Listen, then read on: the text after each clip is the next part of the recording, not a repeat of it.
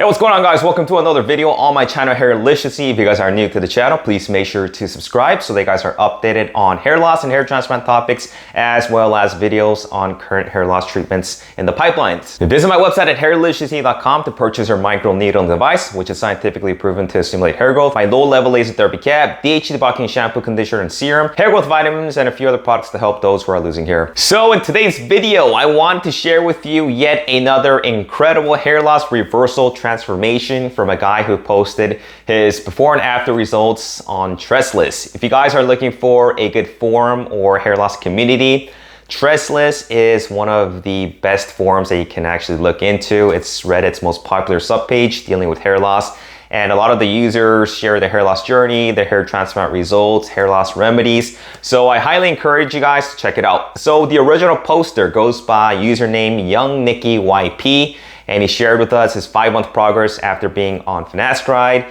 Minoxidil, Nizoral shampoo, and derma rolling. His specific regimen consisted of 1 milligram finasteride daily, 5% minoxidil, foam minoxidil in the morning, and then liquid minoxidil at night. He hasn't really stated why he switches it up. I'm just guessing it's because the foam version tends to be less greasy, and since he's doing that in the mornings only, he probably has to go to work or something and doesn't want to deal with the minoxidil running all over his hair. I'm not sure why he's not sticking with just foam minoxidil throughout the day, from the get-go. But he's also using 1% Nizoral shampoo. Same thing here. I don't know why he's sticking with 1%. I don't know why he's not using 2%, which has better efficacy, which we'll talk about in just a little bit. And then finally, his last regimen is microneedling at a length of 1.5 millimeters once a week.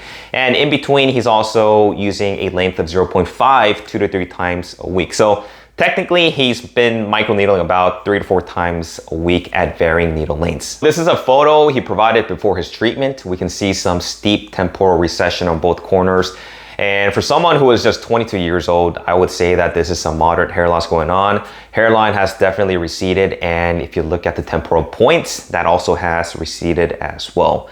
And given its early onset of androgenic alopecia, there's always a good possibility that he would continue to recede and advance to a higher norward scale had he not intervened with hair loss treatment. Now, as far as his current norward scale, I'd probably place him maybe at a norward 3, and this is typically resembled through deep temporal recession with the mid-island portion of hairs that are still intact. This next photo shows some pretty drastic improvement. He doesn't specify exactly how many months he's been on treatment in this particular photo, but we can see some obvious regrowth on the hairline. The peach fuzz, also known as vellus hairs, are visible.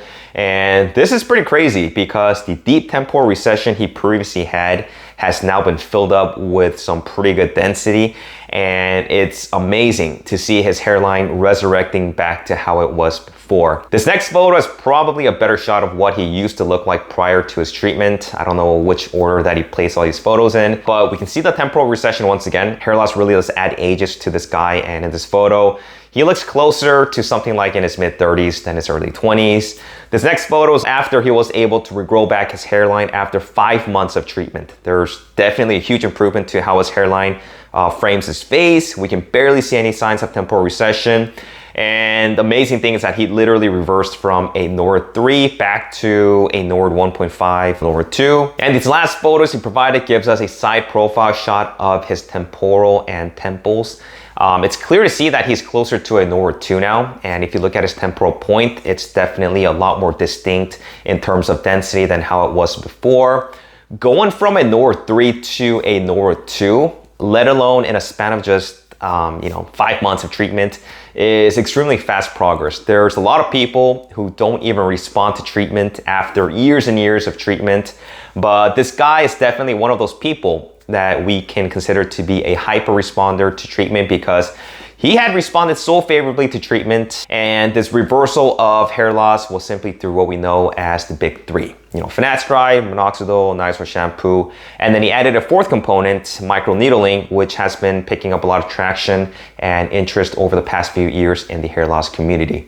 And as you guys know, I myself am a huge advocate when it comes to microneedling, and I feel like they should just call it the big four and just throw in microneedling as well, since it not only helps with topical absorption such as minoxidil or whatever topicals that you guys are using, it also helps with evoking growth factors to promote hair follicle proliferation. The thing about targeting hair loss through various mechanisms of action is something that we all need to incorporate.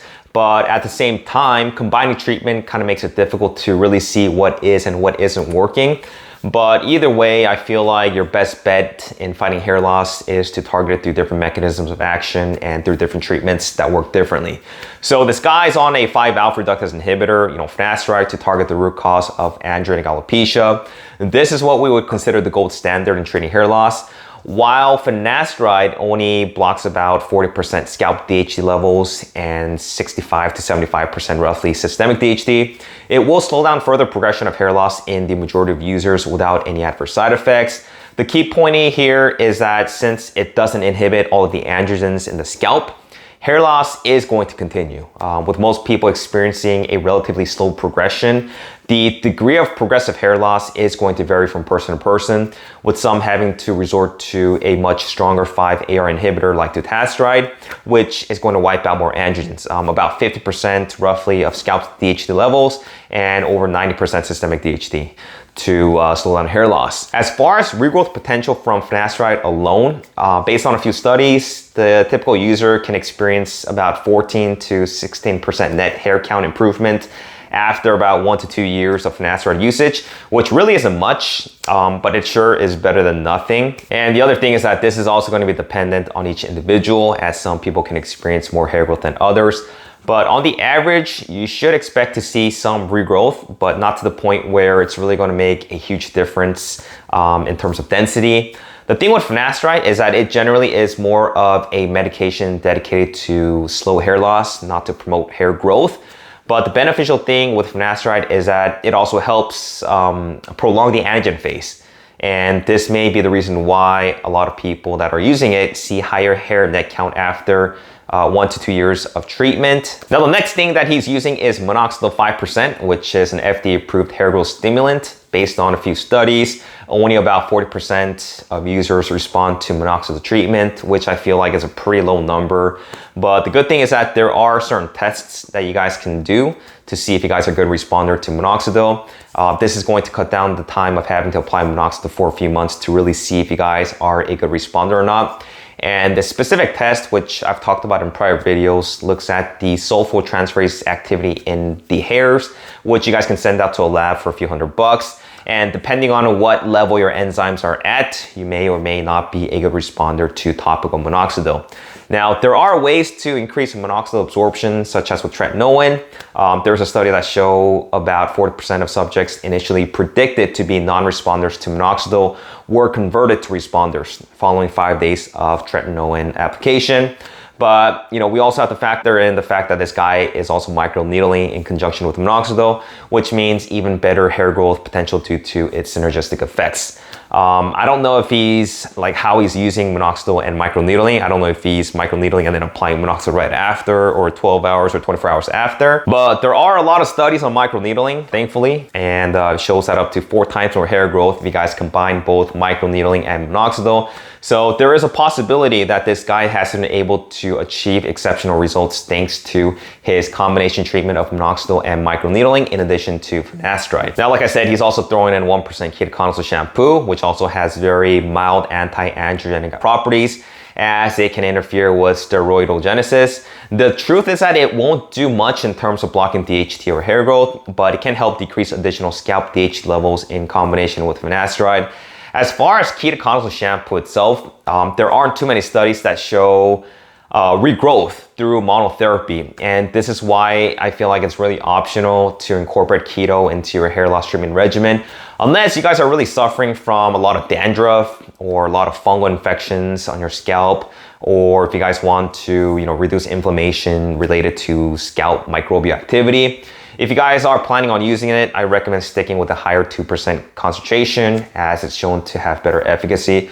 Personally, I wouldn't really classify ketoconazole into the big 3 treatment unless you're just really adding it into as a secondary treatment. I have yet to see anybody regrow or maintain their hair solely through Nizoral shampoo, let alone any shampoo.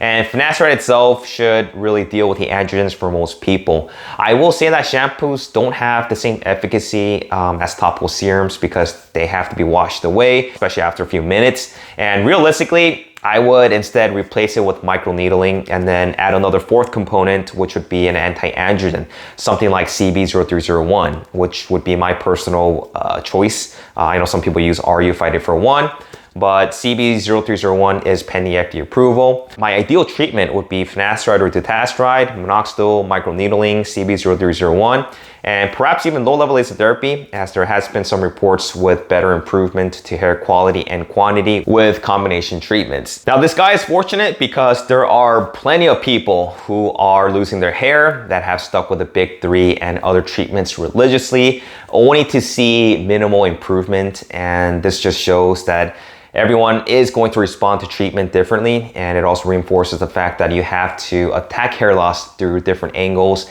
and through different mechanisms of action to really increase your chances of saving your hair. We don't know why some people are considered to be hyper responders to treatment, and I feel like the only logical reason or explanation to this is that it's all going to be dependent on our individual genetic makeup. These differences also are the reason why some people metabolize certain drugs like finasteride or dutasteride faster than others, meaning that they might require higher dosages or lower dosages of the same drug to get the same effect. Not everyone is going to respond to medication, and this is why we also need more pharma companies to open up doors to different and new treatment options. But anyway, guys, thanks for watching. If you guys have any questions, reach out. And like I said, this isn't something that we see every day, and I think it's always motivational to see that even with just the conventional treatment, without the intervention of a hair transplant, regrowth is very possible, and some are fortunate enough to be able to respond favorably to treatment. This guy easily saved himself from having to undergo the hassle of a hair transplant, and the treatment regimen he's been on has worked favorably for him. So major kudos to him. Hope he's able to maintain his regrowth plus some more. Share with me your own individual hair loss treatment regimen and what's been working best for you. Thanks again, guys, and I will talk to you guys in my next video. Take care.